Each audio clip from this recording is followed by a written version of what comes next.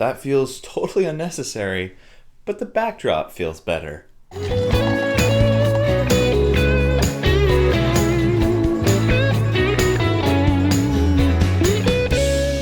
Hey guys, it's me. I'm back in my hometown.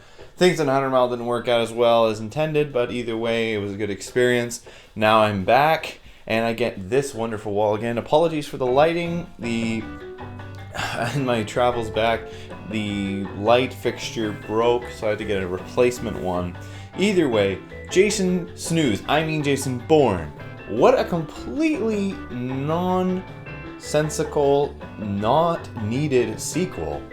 Now, I really enjoy the Jason Bourne movies. Admittedly, Bourne Identity is kind of not aged as well as the other two have, but the Bourne series is still a series that I never thought would be as good as it was, but it was. It was very good, great action sequences, great stunt work, and a cool, intriguing story. The stunt work is back, and so are the action scenes in this one, to the most part, but the problem is, Jason Bourne's story was complete after Ultimatum. This one, they shoehorn in something, and it's really weak.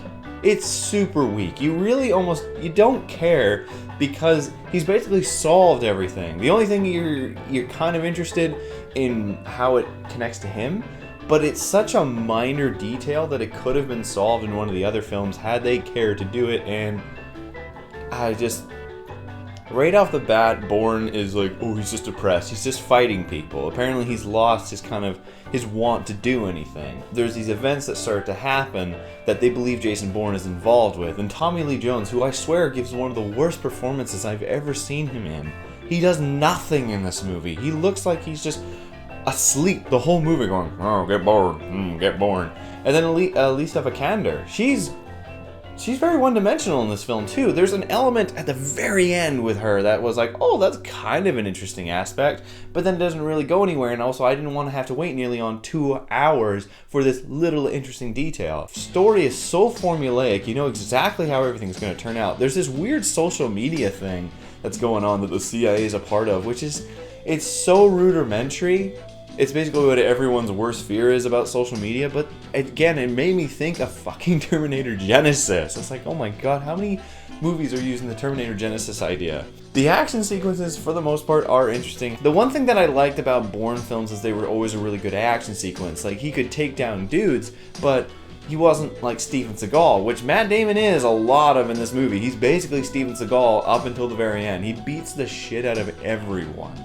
And when he takes on the final bad guy at the end, it might have been a cool fight scene had one, there been more elements to it, and two, it wasn't so darkly lit that you couldn't see what's going on.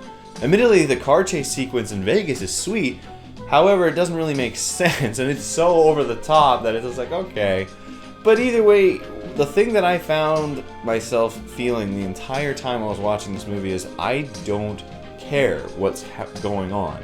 I don't care what Matt Damon's doing. I don't care what the CIA is doing. I don't care what anyone's doing, because this movie just doesn't need to happen. And honestly, I was very bored. There was, like I said, there's a few action sequences. There's one on a bike at the very beginning. There's one in Vegas. And that's it. Those are the only two things I can remember. I saw this movie last Friday, and I can't remember anything else from it. That's how little I remember or care about the Jason Bourne film. So I'm going to be harsh as hell, but I'm giving this movie a 2 out of 7. Honestly, it was so pointless. And they're going to make a trilogy of this crap, probably again. But here's the thing, when you have an amnesiac character and he's remembered everything, what's the point of adding to it? He's already got everything back. We basically had he remembers almost everything in Ultimatum. So why bother? And that was the thing too, that was the whole part of the campaigning for this film, was that he remembers everything. Clearly he doesn't. Also, there's this really silly tie-in with what's happened with his past, and how the other asset just conveniently happens to be a part of it as well. I don't know. I just really didn't enjoy this movie. You shouldn't watch it. Just watch the original trilogy. They're good enough.